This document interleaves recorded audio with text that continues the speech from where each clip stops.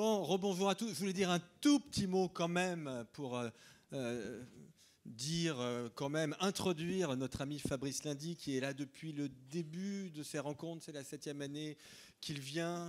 Il sera présent tout au long des 3 jours pour animer un grand nombre de tables rondes. J'espère que je ne vous saoule pas. Et c'est vraiment formidable de l'avoir. Et je vais vous dire un truc, alors je l'ai peut-être dit, ça va faire un peu Muppet Show en plus dans quelques années, mais vous savez que la première personne, il y a 20 ans, la première personne qui m'a fait passer à la radio en direct, c'est lui.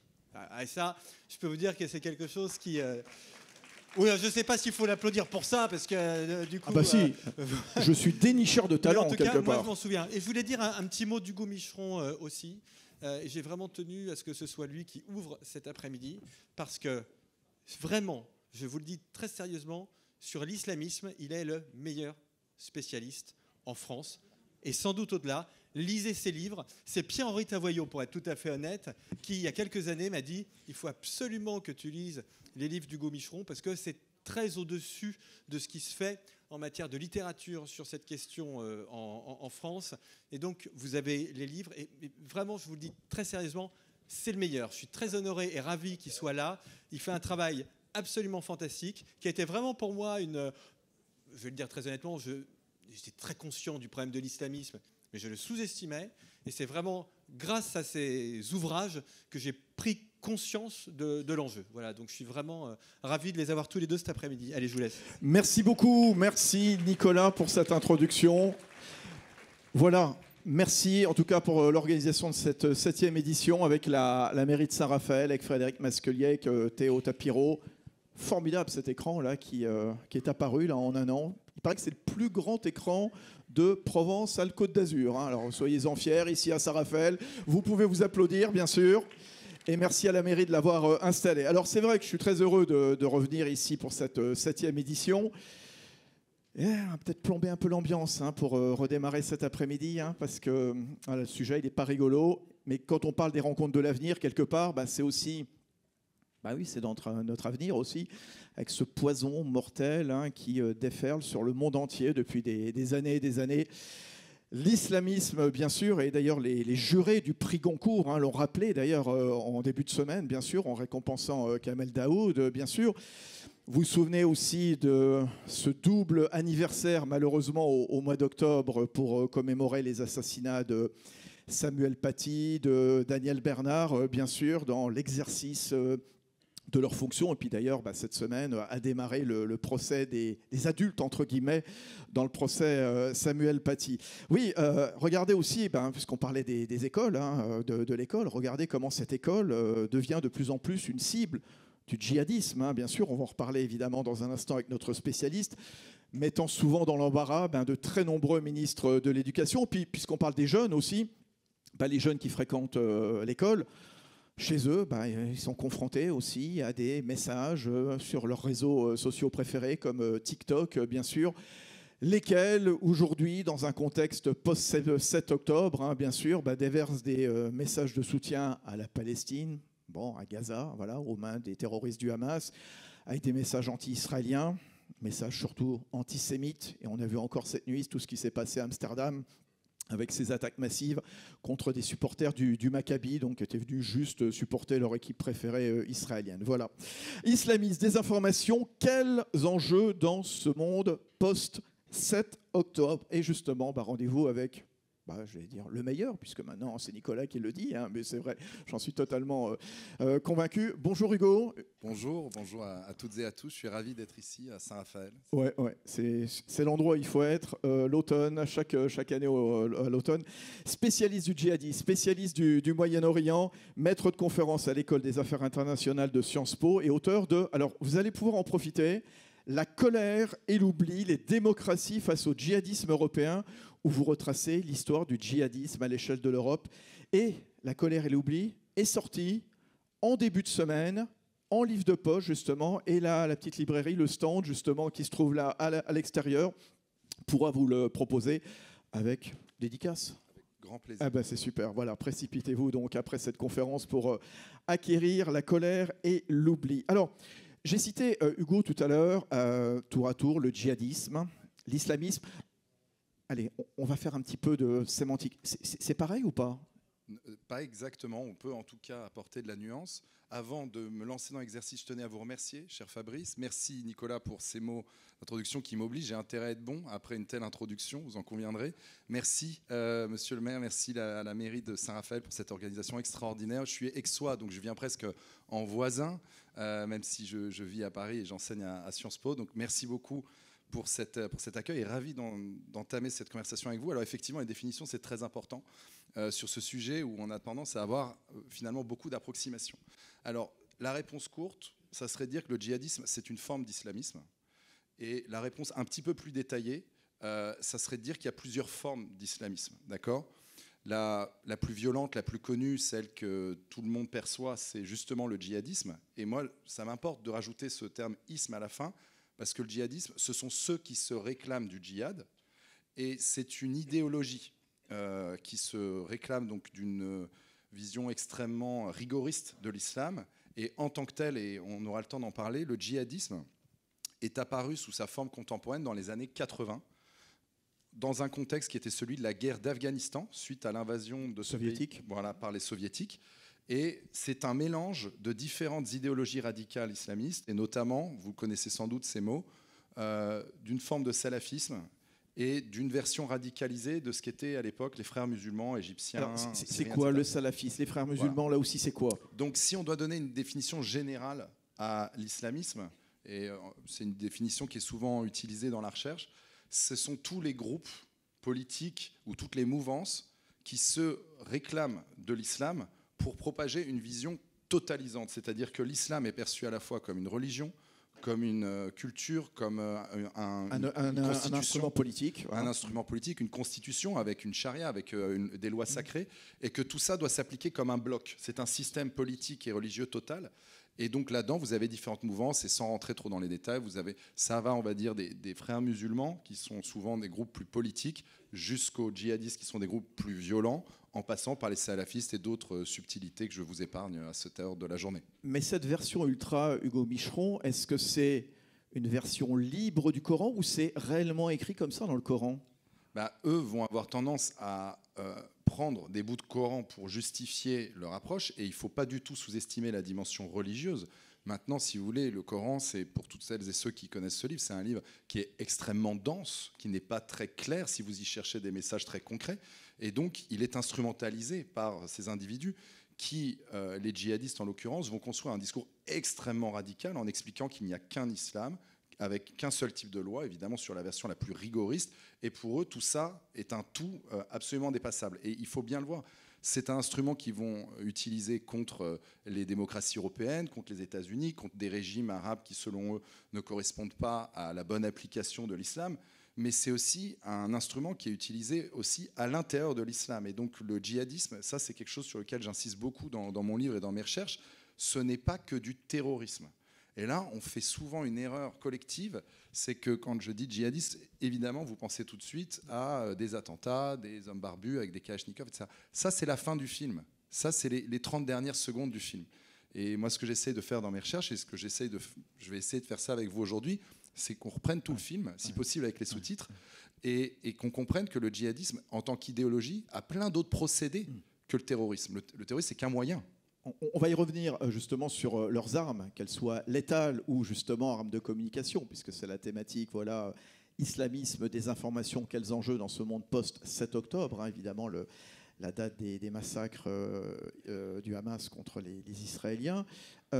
Ces frères musulmans, ces salafistes, ces djihadistes, ces islamistes, ça représente combien de personnes? C'est quel pourcentage de l'ensemble des musulmans? Parce que je ne voudrais pas qu'on jette l'opprobre sur l'ensemble d'une communauté religieuse.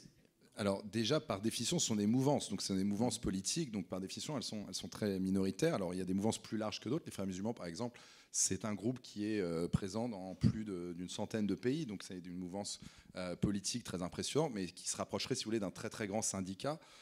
Les djihadistes, en Europe, on peut les décompter. D'ailleurs, c'est de là d'où part mon travail. Vous allez voir que malgré l'introduction très flatteuse, je suis en fait un chercheur assez basique. Je prends souvent des choses concrètes, des faits objectifs pour commencer à documenter. Et quand j'ai commencé à m'intéresser au djihadisme, moi je rentrais de Syrie. À l'époque, j'étais allé apprendre l'arabe en Syrie. C'était juste au début de la guerre civile. Et quand j'ai commencé à voir des mouvements de Français qui rejoignaient les djihadistes en Syrie autour de 2013-2014, donc avant les attentats, moi j'ai juste, je suis parti de ce point de départ que vous signalez, c'est-à-dire combien sont-ils? Et on a des chiffres assez clairs, puisque à partir du moment où les djihadistes quittent des pays européens pour se rendre en Syrie, on peut les décompter. Et ces chiffres sont publics, ils sont trouvables partout dans la presse. Et donc on a 6 000 Européens. 6 000 Européens qui ont rejoint des groupes djihadistes en Syrie entre 2012 et 2018. Ça ne veut pas dire que c'est le même niveau de la mouvance, mais ça donne une idée. C'est les gens qui ont vraiment voté avec leurs pieds, si vous voulez. Ils ont quitté l'Europe pour rejoindre un projet djihadiste en Syrie. Et aujourd'hui, par exemple, parlons de la France spécialement, cette menace, enfin, c'est au cas, c'est une menace, bien entendu, ils ne font pas des choses agréables. Ils sont estimés à combien aujourd'hui, en 24? Alors, on va faire un petit décompte. Déjà, sur ces 6 000 entre 2012 et 2018, il y avait 2 000 Français. Donc, je parlais des 6 000 Européens, c'était l'Europe des 27, d'accord. Donc, ça vous donne une idée. Il y a un tiers de Français. On pourra revenir sur ces noms, mais 30% des Européens étaient des Français. Et on pourra revenir, c'est très important, je pense, là-dessus. Sur ces 2 000 Français qui ont rejoint la Syrie, vous en avez à peu près 700 qui sont morts, 700 qui sont encore à peu près sur place et 700 qui sont rentrés. Ces gens-là, hommes et femmes, on parlera sans doute aussi des femmes, ont été pour la plupart incarcérés, et d'ailleurs pour la plupart ils en sont sortis. Moi j'ai fait beaucoup de terrain en prison, dans les prisons françaises, j'ai rencontré une centaine de djihadistes en faisant des entretiens, j'étais dans votre position, il y avait un peu moins de public, on était en prison, mais des entretiens de plusieurs heures pour essayer de comprendre. Le problème, c'est que, et on en parlera, mais les djihadistes derrière les barreaux, contrairement à ce qu'on croit, et c'est pour ça qu'il ne faut pas voir ça que sous l'angle du contre-terrorisme, une fois qu'ils sont derrière les barreaux, s'ils peuvent recruter le voisin de cellule, ils vont le faire. Donc il y a un phénomène de radicalisation en prison. C'est pour ça que moi je parle de la prison comme un espace d'incubation aussi du djihadisme. Et ça, jusqu'en 2015-2016, il y avait assez peu de programmes de prise en charge de la radicalisation en prison. Et donc, sur les 500 qui ont été incarcérés, il y a eu 500 personnes en plus qui ont été découvertes comme étant particulièrement radicalisées et 500 autres qui posaient pas mal de questions. Donc vous voyez, en fait, on est déjà autour de 1500 individus, donc on a presque reconstitué les stocks. Et puis après, il y a les individus qui sont sur les radars, voilà, comme on dit, les radars des services de renseignement. Ça aussi, c'est des chiffres communiqués par le ministère de l'Intérieur assez régulièrement. Et là, il y a une population de 20 000 personnes en France qui, pour le parler un peu simplement, clignotent en rouge. Et là-dedans, il y a des profils très problématiques et d'autres, on les a mis sur le radar parce qu'ils posent question. Donc cette population, elle est déjà importante. Moi, dans mon livre, comme point de départ, j'essaye de comprendre d'où ça vient le djihadisme. Parce qu'on est à peu près d'accord que le premier djihadiste, il est venu à un moment donné, il y a bien eu un endroit en Europe où pour la première fois il y avait un djihadiste. Il n'a pas poussé sur l'île de Porquerolles, il n'est pas tombé avec l'eau de la dernière pluie. Donc moi, étant basique, je me suis dit mais qui était ce premier djihadiste? Et j'ai cherché à comprendre ce mouvement qui effectivement s'est constitué dans l'Afghanistan, donc a priori dans les années 80, très loin de l'Europe. Est-ce qu'il y avait un lien entre ces premiers djihadistes donc dans les contreforts de l'Himalaya et les premiers djihadistes en Europe? Et la réponse c'est oui. Il y a eu un phénomène à partir des années 90, des vétérans d'Afghanistan qui se sont éparpillés un peu partout dans le monde. Et au début des années 90, il y a quelques douzaines d'entre eux en Europe. C'est rien, quelques douzaines. Là, ça n'éveille l'attention de personne. On est avant le 11 septembre. Mais ces douzaines, on en reparlera, ont commencé à diffuser autour d'eux leur idéologie. Et ils n'ont pas commencé par faire des attentats. Ils ont commencé par faire des cours, faire des séminaires, diffuser de la documentation. Ce que vous appelez des machines de prédication. Merci, exactement. Et vous voyez, j'emploie ce terme, ça paraît peut-être un peu compliqué, machine de prédication, mais je pense que vous voyez ce que ça veut dire. C'est des individus qui, à un moment donné, s'installent quelque part, ils choisissent un lieu, et ils vont se mettre à prêcher autour d'eux, et pour ça, ils vont mettre en place des associations, des structures. C'est un petit peu comme c'est pour ça que j'appelle ça une machine, c'est qu'en fait, ils vont institutionnaliser leur prêche. Donc, ça prenait la forme de cours du soir. À Toulouse, ils ont monté des stands sur les marchés où ils vendaient de la documentation djihadiste. Ils allaient, pour certains, aller faire du sport avec les petits jeunes du quartier, du basket, des 3 contre 3. Au passage, tu veux pas venir vendredi soir? Ça serait sympathique qu'on puisse un peu t'enseigner un peu plus. Parfois, ça prenait pas. Et ces machines de prédication, pourquoi j'emploie le terme de machine? Parce que vous pouvez arrêter l'individu qui est à l'origine de tout ça, et c'est ce qui s'est passé très souvent après le 11 septembre. Beaucoup d'individus qui étaient des terroristes impliqués dans les différentes affaires d'Al-Qaïda en Europe ont été mis en prison. Mais s'ils ont formé des gens Si ces gens, il y a des gens pour prendre la relève. Si vous avez formé quelqu'un à conduire un tracteur et que vous sortez et qu'il peut conduire le tracteur à votre place, sait toujours. Voilà. bah voilà, le terrain va être labouré, si vous voulez. Et ça, c'est ce qui s'est passé après le 11 septembre. Et donc, contrairement à ce qu'on croit, l'Europe a été assez bon sur le contre-terrorisme. Là où on a été collectivement en faute, et pas qu'en France, ça a été de la compréhension de ce que les djihadistes faisaient en dehors des attentats. Et moi, c'est là-dessus que je travaille le plus, et c'est ça qui m'intéresse. Et je pense que si on comprend ça, on peut... C'est en cela que vous distinguez des phases de marée haute, ouais. Celle des attentats, donc qu'on peut connaître, qu'on peut, voilà, avec un couteau, avec une bombe, hein, justement, et de marée basse, qui sont les phases structurantes, celles de diffusion de l'idéologie djihadiste. Comment elle se diffuse, cette idéologie djihadiste, aujourd'hui, en cette fin 24, début 25 ? C'est quoi leurs armes médiatiques ? Typiquement, vous voyez, les machines de prédication que j'ai pu évoquer, elles sont plus ou moins développées en fonction des endroits. Ce que je montre dans mon travail, c'est qu'il y a des géographies spécifiques. Vous voyez ? C'est-à-dire que, contrairement à... Et ça, c'est, là encore, la pauvreté du débat en France sur le sujet, pas qu'en France, en Europe, moi, m'interpelle beaucoup. Et puis, j'ai pris position, j'ai essayé d'expliquer ça, mais j'ai l'impression que ça infuse qu'insuffisamment, il y a une géographie djihadiste qui ne recoupe pas les zones les plus marginalisées, qui ne recoupe pas les zones avec la plus forte population musulmane. Et ça vaut pour toute l'Europe. Ça veut dire, il se trouve, vous donnez 12 exemples, Je vais Hugo. vous prendre des exemples très concrets. Les quartiers nord de Marseille, qui sont hyper marginalisés, où il y a des problèmes de drogue énormes, de délinquance, qui ont tous les stigmates, si vous voulez, qui cumulent tous les handicaps, si vous voulez, avec une population d'à peu près 300 000 personnes, en majorité musulmane, vous avez moins de 2 départs, je ne sais plus, c'est 1 ou 2 pour la Syrie entre 2012 et 2018. À l'inverse, Lunel, dans l'Hérault, c'est un foyer. Petite classe moyenne, ville qui n'a aucun problème sur la base voilà, de comparaison avec le quartier nord de Marseille, vous en avez 22. De la même façon, vous avez Trappes, qui est perçue comme la capitale du djihadisme français, avec entre 60 et 80 départs sur la période, pour la Syrie et l'Irak. Vous avez la ville jumelle de l'autre côté de la Seine, à quelques kilomètres de là, qui s'appelle Chanteloup-les-Vignes. Même problème, même population. Parfois, c'est des familles cousines. Vous en avez 0. Donc pourquoi on en a 60, 65 dans un cas et 0 dans l'autre ?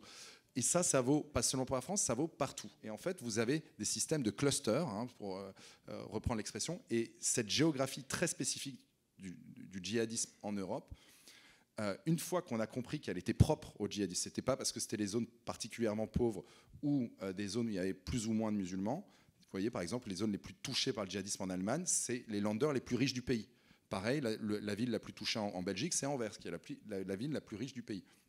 Vous avez du djihadisme en très forte proportion au Danemark et en Suède, qui sont des pays qui n'ont pas d'histoire coloniale, qui ne sont pas des républiques, qui n'ont pas de laïcité, qui constitutionnellement sont chrétiennes, donc qui n'ont pas la même histoire d'immigration que la France, l'Angleterre ou la Belgique. Donc qu'est-ce qui se joue là qui n'est pas spécifique à notre modèle, qui se joue aussi au Danemark. Et moi, c'était ces questions-là. Et toujours, on retrouve ces points de concentration dans des villes spécifiques, au sein de ces villes, dans des quartiers spécifiques, et au sein de ces quartiers, dans des environnements humains spécifiques. Et c'est là où on va trouver les machines de prédication. Et ce que j'ai essayé de montrer, c'est que derrière cette géographie du djihadisme européen, en fait, il y a toujours une histoire. Et on en revient encore une fois, vous voyez, à des choses assez basiques, histoire, géographie. Et cette histoire, c'est l'histoire de ces vétérans d'Afghanistan qui, à la fin des années 80, début des années 90, pour quelques douzaines d'entre eux, se sont installés dans des lieux en Europe, parfois parce qu'ils y avaient des amis, parfois parce qu'on leur avait dit d'y aller, parfois parce qu'ils avaient repéré une communauté musulmane qui voulait travailler, et ils ont essaimé. Et ce qui est important, c'est que dans certains cas, ça a marché, et un cas typique que vous connaissez tous, j'imagine, c'est Molenbeek. Alors on dit en belge, on dit Molenbeek, d'accord. Donc si pour les Belges dans la salle, je m'excuse de mon accent français. Donc, pour Monsieur le maire, notamment. Molenbeek, qui est donc cette commune de Bruxelles d'où sont partis beaucoup d'attentats, et évidemment les attentats du 13 novembre. Salah Abdeslam notamment. Voilà. Salah Abdeslam, le seul survivant des attentats du 13 novembre. Et donc cette histoire, géographie du phénomène nous éclaire beaucoup sur ce qu'elle a été et comment elle peut évoluer. Et donc aujourd'hui, pardon d'avoir été aussi long, c'est très bien. Pour poser des bases pour la suite de la conversation, aujourd'hui, une partie de ces machines de prédication sont en ligne. Elles se sont virtualisées avec les réseaux sociaux. C'est ça, parce que quand vous évoquiez la fin de la guerre en Afghanistan, c'était il y a 40 ans, voilà, dans les années 80, bien sûr, il n'y avait pas TikTok, il n'y avait pas Insta, il n'y avait pas tout ça, bien entendu. Aujourd'hui, ça diffuse donc de plus en plus vite, de plus en plus fort. Ouais, c'est exactement ça. Et il n'y avait peut-être pas TikTok et les réseaux sociaux, ça c'est une évidence, mais il y avait exactement la même appétence chez les premiers djihadistes pour la propagande. Vous avez Zawahiri, qui était le bras droit de Ben Laden, celui qui a succédé à Ben Laden à la tête d'Al-Qaïda, qui a été tué en Afghanistan par un drone américain en 2021. Zawahiri, il a écrit, et contrairement à ce qu'on croit, les djihadistes écrivent beaucoup de choses, ils écrivent et ils lisent. Alors des trucs assez costauds de propagande et tout, mais ils essayent d'investir intellectuellement leur cause. C'est rarement des débiles, il y en a, mais il faut se méfier des clichés. Et Zawahiri, dans un de ses livres qui s'appelle Forsan Taht Rayat al-Nabi en arabe, donc cavalier sous la bannière du prophète en français, il dit le djihad c'est 50% de combat, 50% de propagande, de communication. Et dès les années 80, les djihadistes ont été assez à la pointe. Ils ont fait en Afghanistan des vidéos avec des effets spéciaux par incrustation. Je pense qu'on sait tous dans la salle que dans les années 80, les premiers Star Wars, c'était pas top en termes d'effets spéciaux. Il y avait quelques effets spéciaux un peu maladroits. Dans les vidéos djihadistes de 86-87, on voit ça. Et ensuite, ils sont passés, évidemment, des cassettes, des enregistrements, des textes manuscrits. À partir des années 90, ils vont se mettre à filmer leurs attentats. Ça, c'est Al-Qaïda. Et ils vont diffuser, ils vont essayer de vendre les scoops de leurs attentats, de leurs méfaits, à des chaînes câblées comme Al Jazeera. Et puis, à partir des années 2000, ils vont basculer sur Internet, sur les forums, et 2010, avec Daesh, sur les réseaux sociaux. Et aujourd'hui... Leur vidéo était magnifique, entre guillemets, quand je dis... Oui, de très bonne qualité. De très bonne qualité, bien sûr. Qualité professionnelle. Voilà. Mais vous regardez les vidéos des années 80 des djihadistes, elles sont déjà de qualité professionnelle, parce qu'ils ont mis le paquet en tout temps. Et ça... Si on ne comprend pas ça, effectivement, on débarque en 2015 en disant tiens, ils font des vidéos en 4D avec du matériel, etc. C'est pour eux fondamental.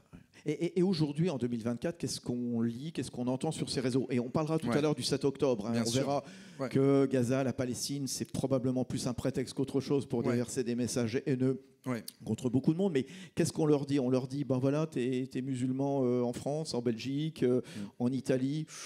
Tu n'as pas tous les droits possibles et imaginables, tu dois cacher ta religion. Alors, il y a deux éléments aujourd'hui. Il y en a un qui est le virage de l'intelligence artificielle. On pourra en parler avec notamment, là, pour la première fois, vous voyez, en avril de cette année, je suis tombé, c'était à ma connaissance la première vidéo entièrement générée par l'IA, vidéo djihadiste, en français, entièrement générée par l'IA. Donc ça veut dire qu'encore une fois, ils essayent de suivre les évolutions technologiques. Et pour répondre plus précisément à votre question, le narratif djihadiste, depuis les années 90, n'a pas beaucoup changé. Ils sont hyper opportunistes. Donc ce qu'ils vont faire, premièrement, c'est qu'ils vont toujours essayer de légitimer leur cause. Donc un exemple de cet opportunisme et de cette volonté de légitimer la cause, effectivement, comme vous le soulignez, l'un des la porte d'entrée la plus large dans le début de la propagande djihadiste, c'est effectivement de dire regardez, tous ces modèles européens, démocratiques, etc., sont corrompus, sont tournés viscéralement contre l'islam, ils veulent détruire l'islam de l'intérieur, et donc vous ne pouvez pas être musulman dans ces pays. Ça commence comme ça, et c'est là-dessus d'ailleurs où on va trouver d'autres formes d'islamisme, et même d'autres formes de discours politiques. C'est la première porte d'entrée, si vous voulez. Mais si ce qu'ils prétendent être, c'est-à-dire des grands défenseurs de l'islam, étaient, à vrai dire, où la défense des persécutés musulmans dans le monde était là, pourquoi est-ce qu'ils disent rien sur les Ouïghours en Chine, qui sont internés dans des camps de concentration à des conditions absolument immondes? Je veux dire, et ça, c'est là où ils sont très très sélectifs. Et depuis toujours, ils choisissent leur combat. Et de ce point de vue-là, on en parlera quand on évoquera le 7 octobre, Israël-Palestine, ça n'a pas trop été la came des djihadistes. Pendant très longtemps, ils parlaient de l'Irak, ils parlaient de l'Afghanistan, ils parlaient de la Syrie. Quand c'était la guerre civile en Algérie, ils participaient aussi à la propagande du GIA algérien. Mais donc, il ne faut jamais oublier qu'ils font de la propagande en masse et que ce sont des acteurs très religieux pour certains aspects de leur propagande, mais aussi très politiques.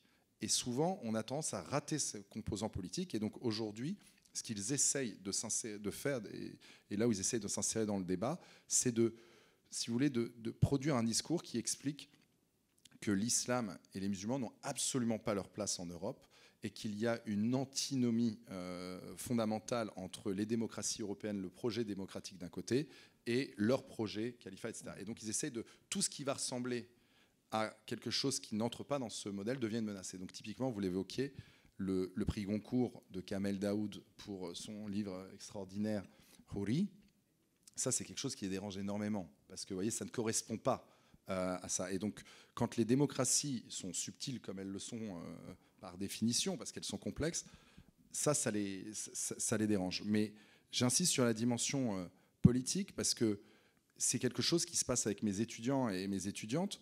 On leur fait étudier les textes pour qu'ils comprennent. Et en fait, ils sont très, très surpris de voir qu'à un moment donné, ils portent un discours sur le réchauffement climatique. Vous voyez, c'est vrai que, d'ailleurs, ça ne marche pas toujours. J'avais rencontré, quand j'enseignais aux États-Unis, il y avait un ancien cadre d'Al-Qaïda américain qui avait été vraiment qui avait monté des cellules d'Al-Qaïda, etc., et puis qui avait été retourné à un moment donné et qui désormais se présentait comme repenti et qui faisait tout un travail avec tous les guillemets qui conviennent, de déradicalisation. Et j'avais eu l'occasion de le rencontrer. Quand j'avais échangé avec lui, je lui avais dit comment tu as fait demi-tour. Il m'a dit quand j'ai vu que Ben Laden prenait des positions sur le réchauffement climatique, je me suis dit bon là il faut peut-être que je m'éloigne un peu du truc parce que ça vire un peu au n'importe quoi. Mais ce que je veux dire par là, c'est que vous voyez, ils vont dire regardez, le monde est déréglé, les dirigeants sont corrompus, la haine est partout, ce monde n'est pas fait pour vous, le réchauffement climatique montre que le monde va à la catastrophe. Vous voyez, rentrant dans un sort de catastrophisme ou d'apocalyptisme ambiant, pour ensuite dire, par contre, il y a une solution, tout ça a été dans le Coran, etc., etc. Donc il y a plein de portes d'entrée, là je suis en termes très génériques, il y a plein de portes d'entrée dans le djihadisme. Une autre porte d'entrée, par exemple, pour avoir discuté, quand je faisais mon terrain à Fleury-Mérogis avec un individu qui était recruteur pour Daesh, il avait été condamné pour ça par la justice. Quand je lui ai dit, mais c'est quoi recruteur ? En gros, tu fais quoi ? Enfin, recruteur, c'est une qualification juridique, mais toi, tu as fait quoi ? Il me dit, tu vois un éducateur dans les quartiers sensibles ? Il dit, j'ai fait la même chose, mais à l'inverse. Donc moi, mon boulot, c'était de dire, mais tu crois vraiment à ce truc-là ? Tu crois vraiment à méritocratie ? Tu crois vraiment à mettre le doute. Ouais. Voilà. Ouais. Et en fait, non.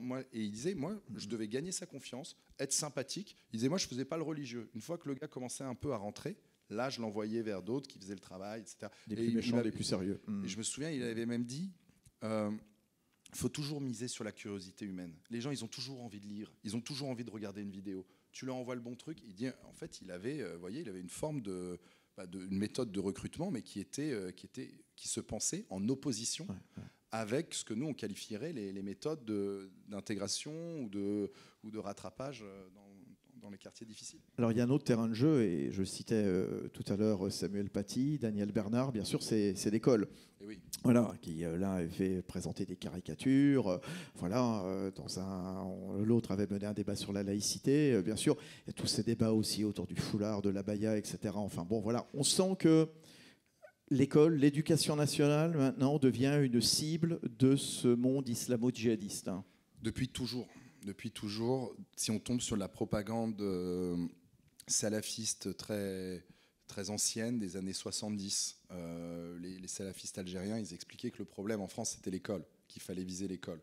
Donc l'école comme espace, évidemment, d'éducation, mais d'émancipation intellectuelle, politique, où justement on peut arriver à s'ouvrir à de nouvelles choses, c'est le principe de l'apprentissage. Ça, c'est quelque chose qui dérange. Aussi l'école comme symbole, comme ciment républicain, où les élèves se mélangent. Justement, quels qu'ils soient, d'où qu'ils viennent, ils se mélangent, notamment dans la cour de récré. Ça, c'est quelque chose qui déplaît beaucoup aux islamistes, d'ailleurs, de différents groupes, notamment beaucoup les frères musulmans, qui, depuis l'affaire du voile de 89, essayent de déstabiliser l'école française. 89, c'était ces jeunes Turcs à Creil, avec Jospin, qui était ministre de l'Éducation nationale, qui lui-même, dès le départ, se heurte à ça, comme bien d'autres ensuite. Ouais. Tout ça m'amène à dire que Dominique Bernard, Samuel Paty, fort heureusement des affaires moins dramatiques, comme le lycée Ravel, etc., témoignent qu'il y a une logique d'instrumentalisation et une vraie volonté de déstabilisation de l'école. Et quand on tue, c'est aussi pour intimider, avec le but de produire de l'autocensure. Et ça, c'est très important de le comprendre, parce que ça montre que ce n'est pas anecdotique. C'est pas, si vous voulez, ah tiens, il y a eu un attentat, et 2 ans après, il y en a un. Non, l'école est une cible qui est présentée comme telle. Moi, j'interviens là dans le procès Samuel Paty en tant que témoin.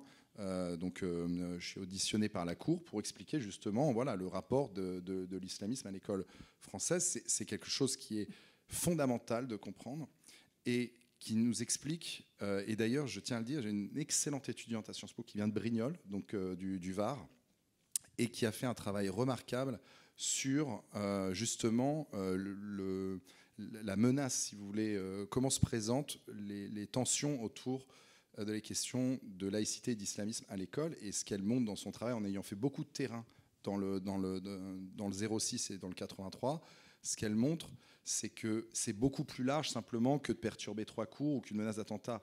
L'idée, c'est, en fait, elle montre qu'à chaque fois, quand il commence à y avoir des problèmes, c'est qu'il y a eu un centre qui a été monté dans un rayon de 5 minutes à pied autour de l'école. Et donc, elle montre, par exemple, qu'un collège où il n'y avait pas du tout de problème, il a commencé à y avoir des problèmes 6 mois après, qu'il y a un centre d'aide au travail qui a été ouvert, en fait, par une officine plutôt proche des frères musulmans, et qu'en fait les enfants, en attendant de rentrer chez eux, ils allaient passer 2 heures pour faire leur travail, mais en réalité on leur donnait du contenu beaucoup plus politisé que ça, et ils finissaient par trouver qu'effectivement il y avait certains... Et c'est quoi la réponse? Qu'est-ce qu'on peut faire contre ça?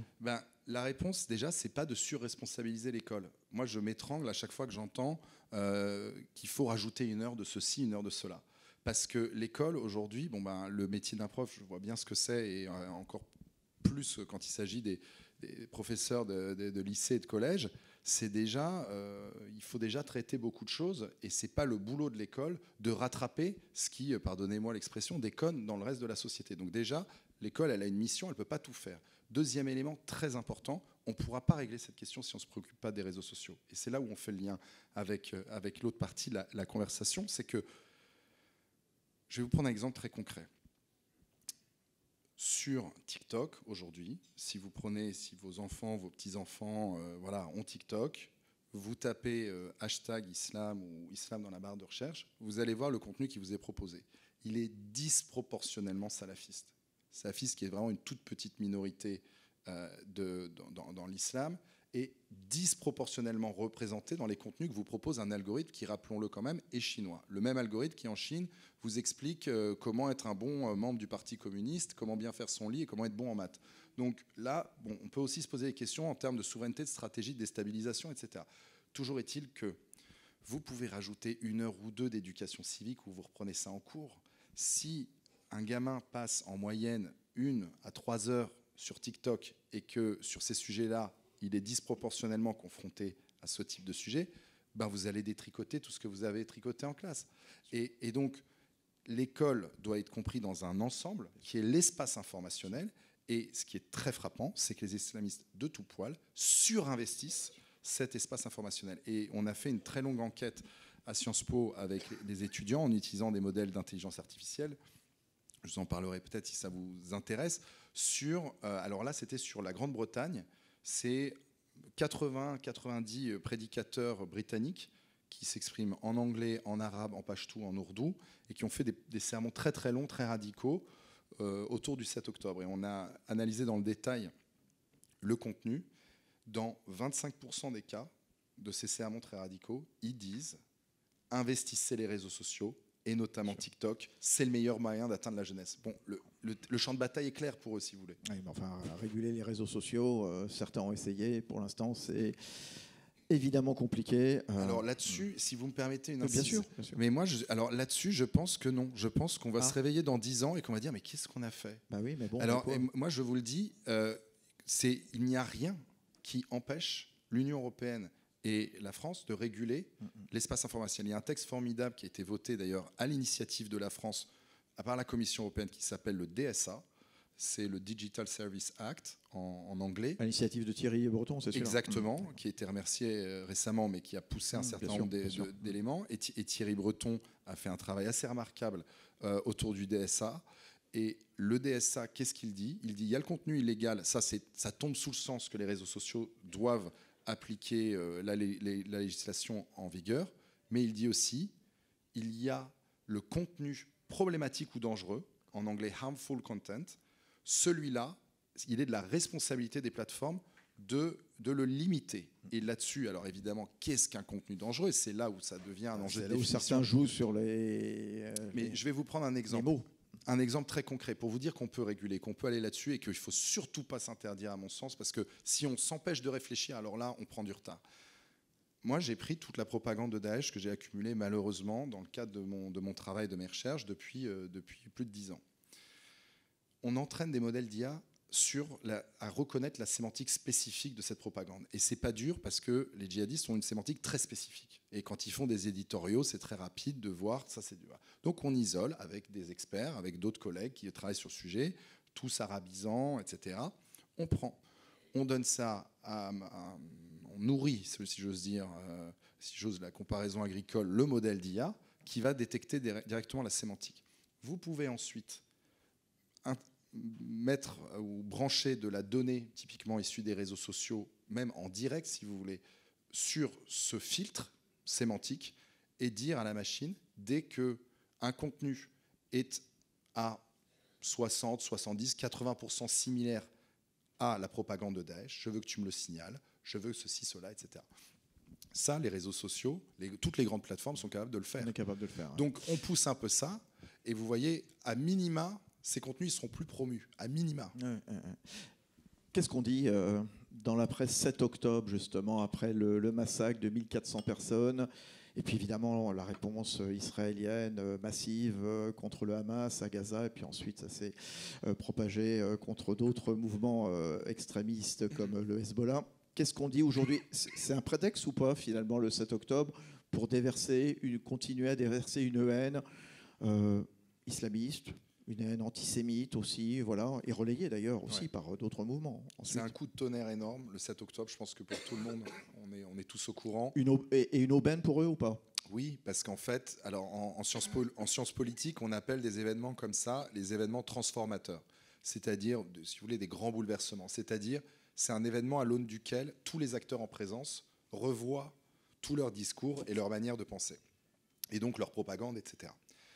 Sur le 7 octobre, ce qui est très impressionnant, et c'est pour ça que moi je parle de guerre mondiale informationnelle autour du 7 octobre, c'est que c'est le premier événement où on voit une déflagration mondiale sur tous les réseaux sociaux du monde. C'est-à-dire que partout dans le monde, les gens ont commenté abondamment ce qui s'est passé le 7 octobre. Pas simplement en Israël et dans les territoires palestiniens, pas simplement au Moyen-Orient, partout dans le monde.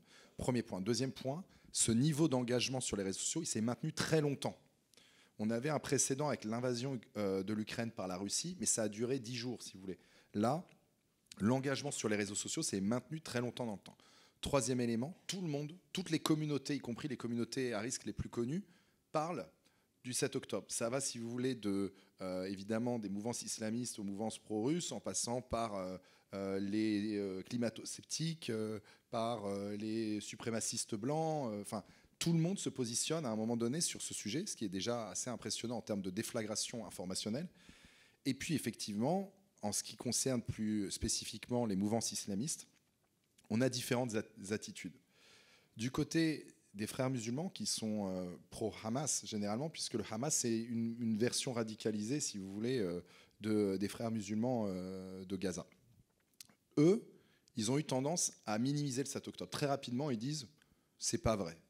Soit c'est pas vrai, soit donc le déni total, soit c'est pas allé jusque-là, soit on a tué le Hamas a tué que des militaires, donc pas d'enfants.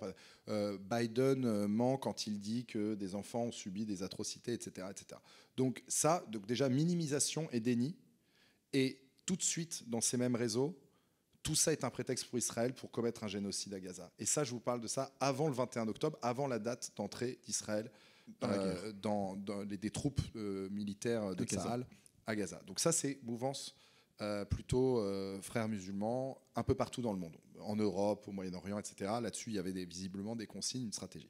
Côté djihadistes, il y a un énorme problème pour eux, c'est que le 7 octobre, c'est pas eux qui l'ont fait. C'est des méthodes de Daesh qui ont été employées par le Hamas, avec le même niveau de barbarie, le même mode opératoire, avec aussi ce dont on parlait, cette mise en scène très impressionnante, qui participent avec des GoPros. Voilà. Des GoPros, des gens qui arrivent en deltaplane, donc qui participent de la sidération globale et qui fait que ces niveaux informationnels se sont maintenus, c'est qu'il y a eu une sidération générale. Après, les gens ont pensé ce qu'ils en voulaient, même si pour moi c'est quand même assez évident ce qu'il faut en penser. À ce niveau de barbarie, il n'y a à peu près rien à dire de plus. Tout est en image en plus. Mais Daesh était jaloux de ça, parce qu'ils ont vu qu'ils se sont fait damer le pion en termes de visibilité et d'horreur par un groupe avec lequel par ailleurs ils sont en rivalité, puisque le Hamas n'avait pas soutenu du tout Daesh pendant la guerre en Syrie. Ils étaient même plutôt en train de soutenir tacitement le régime syrien, et pour cause, ils étaient financés par l'Iran, qui finançait aussi le régime syrien. Donc vous voyez, là on est... L'arc iranien et l'arc chiite. Voilà, on est déjà dans une forme de politique interne au mouvement islamiste. J'espère que je ne vous ai pas perdu. C'est pour vous faire comprendre qu'il y a de la politique interne à ces groupes. On y reviendra d'ailleurs demain après-midi, ici même, justement, sur l'avenir de la paix au Proche, au Moyen-Orient, puisque je vois arriver Ofer Bronstein, qui est militant de la paix donc, entre Israël et Palestinien, et qui a été chargé par le président de la République d'une mission, justement, d'un rapport très intéressant. C'est demain. Voilà, continuez, Hugo. Voilà. Je vous salue bien, cher monsieur. Effectivement, dans cette logique-là, les réseaux djihadistes, et notamment pro-Daesh, vont avoir tendance à dire, bon, très discret sur le Hamas, ils n'en parlent pas, ils font un communiqué au bout de 14 jours. Alors quand vous savez que Daesh est capable de revendiquer une attaque en 15 secondes avec laquelle ils n'ont rien à voir, là, mettre 14 jours à réagir à ça, c'est un peu long. Et dans lequel communiqué dans lequel ils ne mentionnent pas du tout le Hamas, ils se félicitent de ce qui s'est passé sans parler du... Et ils appellent à commettre des attentats en Occident. Et c'est là où on parlait tout à l'heure de leur capacité à instrumentaliser et à finalement produire un discours à partir de... Voilà, avec 3 bâtons, ils vont tout de suite marteler ce qu'ils font toujours. Évidemment, tout ça, pour eux, c'est de la faute de l'Occident. Et on se retrouve avec Dominique Bernard, qui est tué le 13 octobre, donc moins d'une semaine après le 7 octobre, et puis le lendemain à Bruxelles, un djihadiste pro-Daesh qui ouvre le feu sur des supporters suédois d'un match de foot, ouais. en Belgique. Donc depuis ce qui se passe, et ça on s'en rend pas compte, et c'est pour ça que mon livre d'ailleurs s'appelle La colère et l'oubli, c'est que tant qu'il n'y a pas d'attentat, on n'est pas en colère et on oublie. Mais ce qui se passe depuis le 7 octobre partout en Europe, c'est un retour des tentatives d'attentat. Là, pour juste vous donner quelques chiffres pour que vous visualisez, la seule différence, c'est qu'ils sont déjoués. Parce qu'on a des services qui se sont mis au niveau d'une menace qui est très élevée et qui désormais y parviennent. Mais c'est un équilibre qui est fragile. Le nombre de tentatives d'attentats en Europe de l'Ouest, donc en gros à partir de l'Allemagne, et tout, c'est entre le 7 octobre et maintenant, c'est x5. La proportion de cibles juives, c'est 35%. Donc là, il y a un problème. Je veux dire, on ne peut pas simplement se dire que l'Europe est un havre de paix parce qu'on a des super bons services de renseignement qui, à un moment donné, arrivent un peu mieux à répondre à la menace. Là, il faut se poser la question de la trame, de la dynamique. Mais comment vous expliquez aussi que tous ces messages de haine puissent être repris dans des cénacles, j'allais dire, intellectuels, Sciences Po, des grandes universités américaines, le Canada, soient véhiculés également par des élus de la République, des partis politiques, et je pense notamment à LFI, bien sûr, qui collent régulièrement des cibles dans le dos des Juifs. Voilà. Ouais. Cette question est hyper importante. Il faut distinguer. Ça, c'est pas des propos pro-djihadistes. Non. Mais c'est des propos qui sont très limites. C'est à la marge. Ils savent faire. Voilà. C'est plutôt une logique qu'on va retrouver chez le frérisme, avec un certain nombre de figures qui savent faire de l'entrisme, y compris en politique, et y compris du côté des syndicats. Là-dedans, il y a une part de cynisme. Et je crois que c'est très grave en politique quand on atteint ce niveau de cynisme. D'opportunisme aussi. D'opportunisme, probablement. Oui, probablement. Je ne vois pas comment ça pourrait payer par ailleurs à long terme, parce que ça, c'est une autre question. Mais les différents mouvements qui ont misé à un moment donné sur des alliances avec l'islamisme, je pense notamment à ce qui s'était passé en Iran en 1978, ça a fini par la victoire des islamistes. Les marxistes iraniens, ils ont soit fini en première ligne au front dans la guerre qui a suivi avec l'Irak, ça a été les premiers tués, soit ils ont fini en prison, soit ils ont fini par lâcher les idées. Mais vous voyez ce qu'est devenu l'Iran, voilà, c'est pas tout à fait une révolution marxiste dans l'âme. Donc ça, c'est le premier point. L'autre point qui me semble, sur lequel il faut être archi-vigilant, c'est que tout ça repose sur quand même énormément de relativisme. Moi, c'est ça qui me frappe beaucoup, c'est que on voit, c'est assez clair, ces phénomènes, contrairement à ce qu'on dit, ne sont pas très compliqués à comprendre. Je veux dire, moi, mon travail, évidemment, c'est d'essayer de rendre ça abordables. Moi, je ne suis pas polémiste, quoi. J'essaie de documenter des faits et de les rendre accessibles et sans compromis avec les faits. Mais rien que ça, vous savez, c'est pas évident. Je veux dire, moi, j'essaie de... Vous voyez ce que j'essaie de faire. Je vous disais que j'étais basique. Je prends des chiffres et j'essaie de comprendre d'où est-ce que ça vient et comment ça évolue. Et pour ça, je fais du terrain, ce que peu de gens font. Et j'essaie de documenter. Mais typiquement, sur les facultés, ce qui s'est passé. Oui. Sciences Po, notamment. Sciences Po, j'en parle d'autant plus facilement. Que vous êtes enseignant là-bas. Je suis enseignant, que je vais maître de conférence à Sciences Po, et aussi qu'on a une nouvelle direction qui est hyper consciente et qui, je crois, est très habile sur ce sujet. Je tiens à le dire parce qu'il y a une couverture médiatique très négative sur Sciences Po, en partie méritée, en partie imméritée. Je tiens à vous dire qu'il y a aussi des gens qui bossent à Sciences Po et on est conscient des enjeux. Et là, on a une nouvelle direction qui, je crois, fait très bien les choses. Et c'est important de le dire, elle est arrivée depuis septembre, mais on voit qu'il y a une prise en compte de ces sujets. Moi, ce qui s'est passé à Sciences Po, ça s'est passé dans la rue, en bas de mon cours. D'accord ? Moi, je suis au 27 rue Saint-Guillaume. Ma salle de cours, c'est l'entrée de Sciences Po. Il y a le drapeau de Sciences Po devant ma fenêtre. J'ai cette chance. Les manifestations, on arrive à la fin. On arrive au moment où on va poser des questions dans le public. Hein. Non, attendez, 2 secondes. Et qui termine. Je termine. Là, c'est vraiment, en plus, c'est le sommet. C'est le sommet de mon propos. Donc, merci beaucoup. Les questions dans la salle. Il va y en avoir. Allez-y, terminez, Hugo, sur Sciences Po. Donc, les mardis, jour de manifestation, j'ai vu la chose monter. Alors, il y a une partie qui est du militantisme de base estudiantin qui est sincèrement pas très grave, et puis il y a une partie d'instrumentalisation qui est évidente. Je vais vous prendre des exemples. Les drapeaux sont nickel chrome, ils font au centimètre près la largeur de la rue, les mégaphones sont pimpants, etc. Et surtout, alors on a vu les trucs monter. C'était un cours de sciences politiques qui se passait à Sciences Po. Moi, j'étais étonné d'ailleurs qu'il n'y ait pas plus de collègues pour faire du terrain sur place. Parce que si vous voulez faire un cours de militantisme en sciences politiques, c'était ça.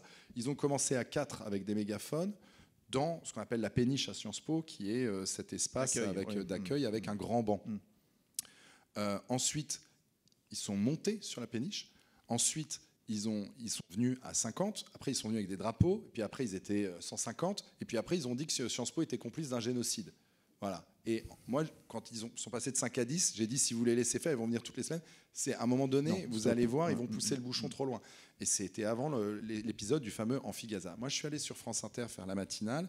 Je n'ai jamais pris autant si vous voulez, de cochonneries sur les réseaux sociaux que pour avoir commenté cette situation en disant qu'à mon sens, c'était très grave quand il y avait des étudiants de Sciences Po qui mettaient les mains rouges. Vous savez, les mains rouges, vous connaissez le symbole.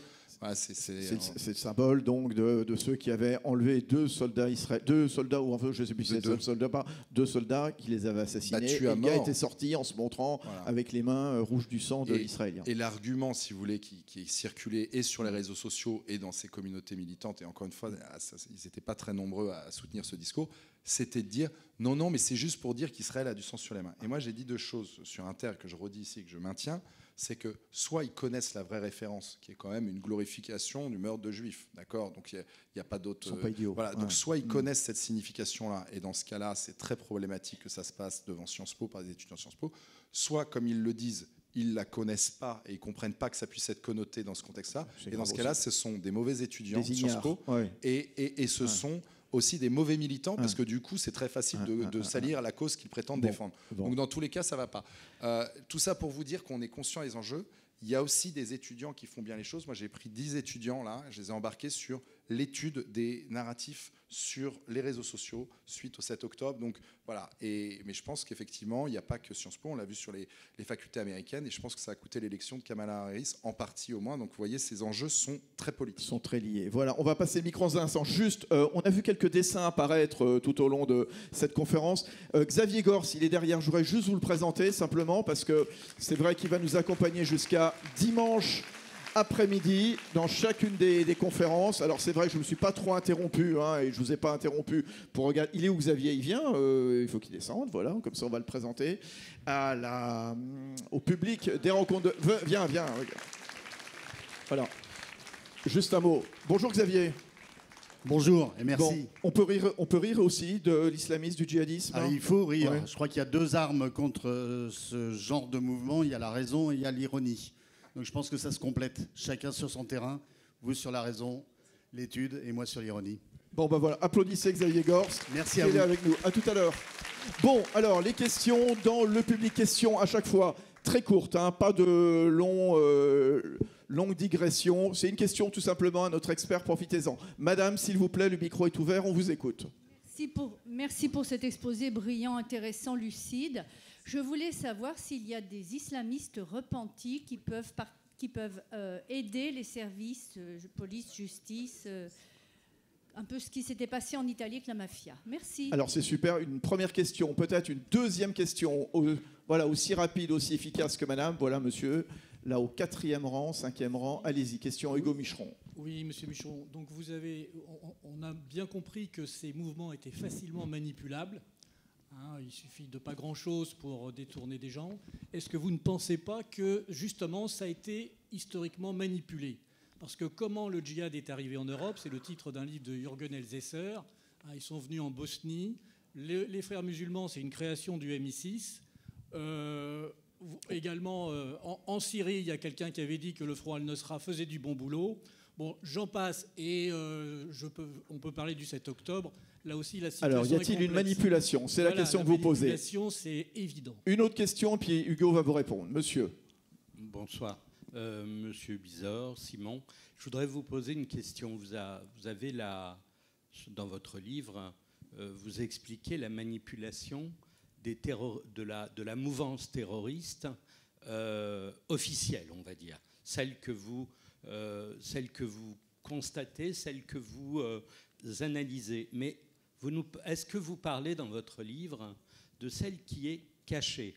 Je parle à la taquilla, par exemple, qui, à mon avis, est plus dangereuse que la manipulation officielle. Je pense particulièrement, et j'en finis, à Zineb El Zarqawi, qui a échappé à l'attentat de Charlie Hebdo, qui était pourtant dans l'équipe de Charlie Hebdo, et qui, maintenant, aujourd'hui, crache tout son venin sur les Juifs, en particulier. Je ne dis pas l'État d'Israël. Hein. Pour moi, c'est de l'antisémitisme. Merci. Merci, monsieur. Alors, pour répondre tout de suite, déjà, la taquilla, ce qu'il faut rappeler, c'est le principe un peu de la dissimulation. Voilà, on ne fait pas d'effet de manche, tout ça, on est discret. Puis un jour, boum, on passe à... On va peut-être pas se prononcer juste sur le cas de cette... Zineb El Razoui, pour moi, rentre pas dans ce... Non, je ne crois pas non plus. Non, je pense qu'elle a ses opinions qui, comme toujours, sont très tranchées, mais on n'est pas sur la taquilla au sens djihadiste du terme, ça n'aurait pas de sens. La taquilla, c'est des djihadistes, si vous voulez, qui vont... notamment en prison, notamment quand ils sont face à des observateurs carcéraux qui sont chargés de savoir, de détecter la radicalisation, qui vont déployer des méthodes pour tromper leurs interlocuteurs. Et donc, ils vont typiquement boire de l'alcool, manger du porc, etc., pour en fait déployer tous les signes, entre guillemets. C'est pour ça que moi, j'aime pas le terme de radicalisation. Comme les Saoudiens qui pilotaient donc, les avions des tours à New York. Ouais. Ils menaient la grande vie, ils buvaient, ils étaient en boîte de nuit, puis un jour, boum, ils prenaient un avion. Je crois qu'il faut, évidemment, ce phénomène existe, et je vous dis notamment en détention. Maintenant, il ne faut pas surinterpréter. Moi, j'ai vu énormément de djihadistes qui assumaient totalement. Ils assument totalement ce qu'ils font et la raison pour laquelle ils le font. Dans mon premier livre, qui s'appelle Le djihadiste français, ils justifient à longueur d'interviews, et j'essaye justement d'analyser ça, ce qu'ils pensent et comment ils veulent faire les choses. Et j'en viens donc... Alors, y a-t-il manipulation ou pas des islamistes par des puissances occidentales ? Les frères musulmans ont-ils été manipulés ou non par le MI6, c'est-à-dire le service de contre-espionnage british? Évidemment, là on rentre dans la politique de mouvements qui se sont construits sur 70 ans, etc. Il est sûr, quand on regarde, par exemple, l'histoire du début du djihadisme en Afghanistan, on sait que ceux qu'on appelait pas les djihadistes, mais les freedom fighters, les combattants de la liberté au début, qui sont devenus entre autres Al-Qaïda, c'était les Ben Laden, etc., ont bénéficié du soutien occidental. Mais on était dans un contexte qui était celui de la guerre froide, et où ces individus étaient perçus comme des combattants supplétifs contre l'URSS. Je voudrais dire un mot là-dessus qui me semble très important. On a, c'est normal, en Europe, tendance à surestimer le rôle de l'Europe dans tout ça, ou des États-Unis. Et moi, je veux vraiment insister, regardez le rôle de la Russie. c'est eux qui sont allés envahir l'Afghanistan, qui ont créé un chaos dont le pays ne s'est jamais remis, qui ont notamment occupé le pays et poussé à une résistance afghane qui a de fait attiré tout un tas d'individus qui vont devenir, quelques années après, les djihadistes. Et l'Afghanistan, qui est aujourd'hui l'épicentre encore du djihadisme mondial, s'est jamais remis de cette occupation soviétique de 10 ans qui a été un désastre absolu. Regardez ce qu'ils ont fait en Tchétchénie, avec une situation qui, vous le savez, par ricochet, se retrouve à nous impacter très directement, puisque, pour ne prendre que cet exemple, le tueur de Samuel Paty était lui-même le fils d'un réfugié tchétchène dans ce pays qu'il avait accueilli et qui a été à un moment donné récupéré par des réseaux djihadistes. Donc on le voit bien, le rôle de la Russie, nous, c'est une de nos... Laquelle Russie était aussi victime quand on voit l'attentat de masse dans le centre commercial un vendredi soir, il y a, je sais pas, 6 mois. C'est ça, voilà. Au Crocus-Sol. Et ça, c'est d'ailleurs, vous voyez, c'est des éléments très importants qui nous indiquent les reconfigurations en cours de Daesh en Asie centrale. Parce que si vous regardez les pays qui ont été ciblés très fortement en 2024, le 2 janvier, vous avez l'Iran, l'attentat djihadiste le plus grave en Iran, près de 92 victimes lors de la commémoration de la mort de Qassem Soleimani, qui était un général iranien. Et Daesh s'est infiltré dans cette commémoration, a tué. C'était extrêmement grave. Oui, parce que j'ouvre une parenthèse, vous avez raison, Hugo. L'islamisme, le djihadisme ne vise pas uniquement les Occidentaux. Et non, c'est ça. Voilà, vous avez l'Iran qui a été frappé le janvier. Vous avez 2 mois plus tard, vous avez la Turquie à Istanbul qui a été frappée par un attentat très grave contre une église à Istanbul. Et puis vous avez au mois de mars, vous avez le Crocus-Sol à Moscou, qui est, si vous voulez, l'équivalent du Bataclan pour eux. Et donc ça montre bien qu'on a des réseaux qui sont aujourd'hui centra-asiatiques, sur lesquels on a moins de connaissances, qui sont très impliqués dans le rebond de Daesh en Afghanistan. Et c'est pour ça aussi que les attentats qui ont eu lieu, notamment en Allemagne et en France, viennent de ces réseaux. C'est soit des réseaux caucasiens, soit tchétchènes, soit centra-asiatiques. Donc il faut veiller à ça. Le gars sur le pont qui avait tué, près de la Tour Eiffel, qui avait tué je ne sais plus quel c'était, un Thaïlandais, je crois. Oui, c'est ça, voilà. un touriste. Ouais. Il était aussi d'origine du Caucase. Madame nous demandait, est-ce qu'il y a des repentis, justement, qui collaborent avec les services de renseignement ? Et pas que. Et c'est ça que je tiens à dire. J'ai 2 réponses à apporter, en tout cas 2 remarques. Déjà, oui, il y a des repentis. J'ai fait une série documentaire pour Arte, dont le titre est un peu choc. Moi, j'étais pas pour ce titre. Ça s'appelle Djihad sur l'Europe. Bon, je suis pas fan, mais si vous voulez le regarder, vous allez voir, c'est plus subtil. Où j'essaie justement de montrer comment s'est constituée une mouvance djihadiste européenne. Et dedans, j'ai interviewé beaucoup de repentis et des vrais. C'est-à-dire, il y a des fois des repentis sur lesquels on a des doutes. Il y en a des gens qui sont très justes. Il y en a plein. Il y en a d'ailleurs qui écrivent des livres. Et ce que je veux dire par là, c'est qu'il y en a aussi qui sortent de ça sans méthode de déradicalisation particulière, vous voyez, parce que quand vous êtes quelqu'un d'un peu intelligent, quand vous vous retrouvez en Syrie pendant 3 mois sur le front de Deir ez-Zor, je pense que le djihad se démonétise quand même très très vite dans votre tête. Quand vous voyez la réalité de ce que c'est peut-être pas le modèle rêvé vendu quand vous êtes à 3000 ou 6000 km de là. Et donc, il y a des gens qui sont allés au bout de l'expérience et qui font le chemin inverse. C'est pas la majorité. Je pense qu'il ne faut pas s'attendre, si vous voulez, à ce qu'il y ait une sorte de démonétisation générale du djihadisme. Et c'est pour ça que si on veut enrayer, il le faut, la question djihadiste, il faut s'intéresser à sa capacité de recrutement et d'expansion. Je vais vous prendre un exemple très clair. On parle de 6000 djihadistes en Europe. Voilà, si on prend les estimations les plus hautes, on va être sur quelques dizaines de milliers à l'échelle d'une population de 450 millions, 500 millions d'habitants. C'est gérable sur le papier. Ce qu'il ne faut pas, c'est que les tendances qui sont engagées se produisent. Moi, ce que je montre dans mon livre, c'est qu'on est passé de quelques douzaines de djihadistes dans les années 90 à 6000 dans les années 2010. Ça fait x100. Bon, ça, c'est le produit des machines de prédication. Donc, il faut les enrayer. Et pour les enrayer, il va falloir se poser la question, ce qu'est le djihadisme en dehors de la question sécuritaire. Et c'est la deuxième remarque que je voulais faire à votre question, c'est que vous avez dit avec les services de renseignement, etc. Oui, sans doute, et là, ils existent, mais c'est une question qui touche toute la société. C'est une question qu'on doit se poser, c'est une question qui est éminemment politique, et c'est pour ça que le sous-titre du livre, c'est les démocraties face au djihadisme européen. C'est que si vous regardez le fond de ce qui est visé par la propagande djihadiste et par leurs attentats, Et qu'est-ce qu'ils cherchent à déstabiliser? C'est le fond de valeurs européennes. C'est les 4-5 principes sur lesquels reposent toutes les valeurs européennes. Et c'est pour ça qu'à un moment donné, il faut se dire qu'on a les instruments pour travailler. Non, je crois pas. Ça marche pas, ça. Vous savez, alors des trucs aberrants qui avaient été faits. Alors, il fallait peut-être faire ces erreurs pour finir par. Mais dans la pénitentiaire, à un moment donné, on faisait en 2014. Je ne veux pas du tout accabler la pénitentiaire qui a énormément progressé. Mais c'est vrai que quand je faisais mon terrain en prison, j'avais été assez surpris un jour de voir qu'ils faisaient de la médiation, l'intermédiation animale. Donc, on donnait des petits furets à des djihadistes en pensant qu'en fait, ils allaient se reconnecter avec eux-mêmes. Bien sûr. Vous voyez, donc on avait des gens qui avaient décapité des gens, leur donner des petits ratons laveurs. Et au final, parce qu'on va se quitter dans un instant, il est bientôt 15h. Optimiste ou pas, Hugo Micheron? Alors, merci. Mon fond est optimiste, mais je pense que l'optimisme et être négatif, c'est deux erreurs que je mets à équidistance. J'essaye de les écarter. Je pense que si on veut résoudre le problème, il existe. Je pense qu'il va falloir prendre un virage fort, qui n'est pas forcément radical, mais je pense que la réponse s'établit dans l'état de droit, que les démocraties ont traversé sur les 150 dernières années, en l'occurrence pour l'histoire de la France, sur les 200-300 dernières années, ils ont à peu près tout connu. Quand vous prenez l'histoire de France, on a tout connu. On a eu des problèmes à résoudre qui étaient plus grands que ça. D'accord ? Pas besoin d'aller très très loin. L'effondrement après la Deuxième Guerre mondiale, la France était au fond du trou. Le problème, c'est qu'on attend souvent que ce soit un peu trop tard pour réagir.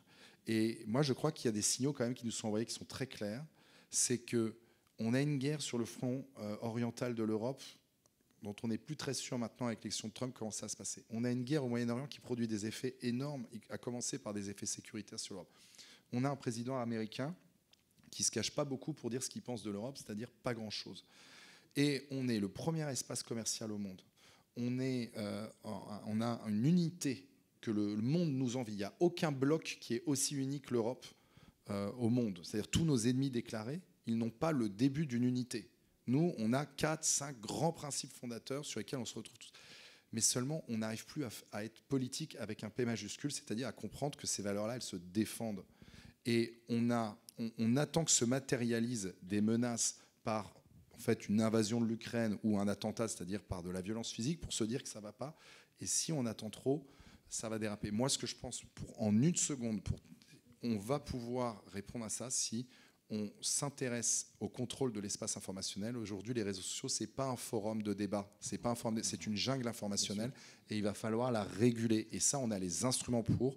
L'espace peut, mais là, il faut de la volonté. Et moi, je le dis, ça va être aussi une question citoyenne. Donc, ça m'intéresse beaucoup d'échanger avec vous. J'espère qu'on va pouvoir le faire. La colère et l'oubli, séquence dédicace dans un instant à la librairie. Hugo Micheron, merci beaucoup Hugo, merci bien. Et dans un instant, d'autres intervenants sur d'autres thématiques. À tout de suite.